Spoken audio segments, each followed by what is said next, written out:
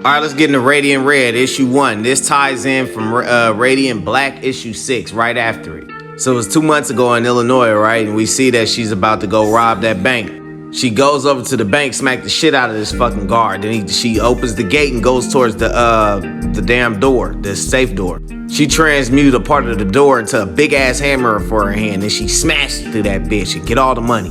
Then we go to Romeoville, Illinois right now, right?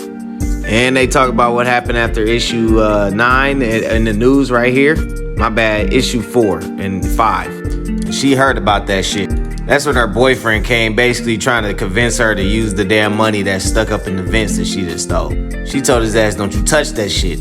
His ass get mad and shit. Then he kind of like was about to leave. And he's like, can I ask you something? Why'd you rob all those banks? She's like, I just thought I was saving us. And they decided to sell the house and break up. We go over to Darren, Illinois.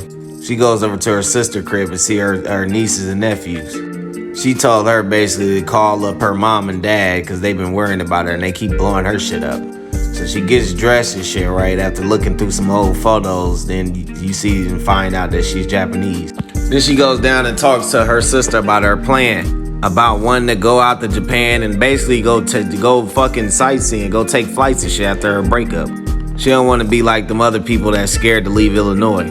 Her sister was like, you just like, I don't think you're going to do it. It's not who you are. It's just, you're not the adventure type.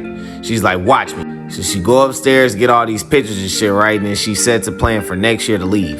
So we pull up at her school, right, while she's teaching class. That's when, after class, this dude was right here, right?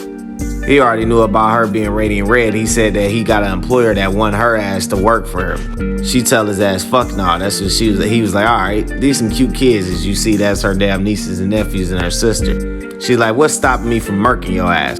He's like, there she is, the infamous Radiant Red. This will be fun. Here's the deal. My employer has a job for you. Hear her out, and maybe you'll find out what you're really made of.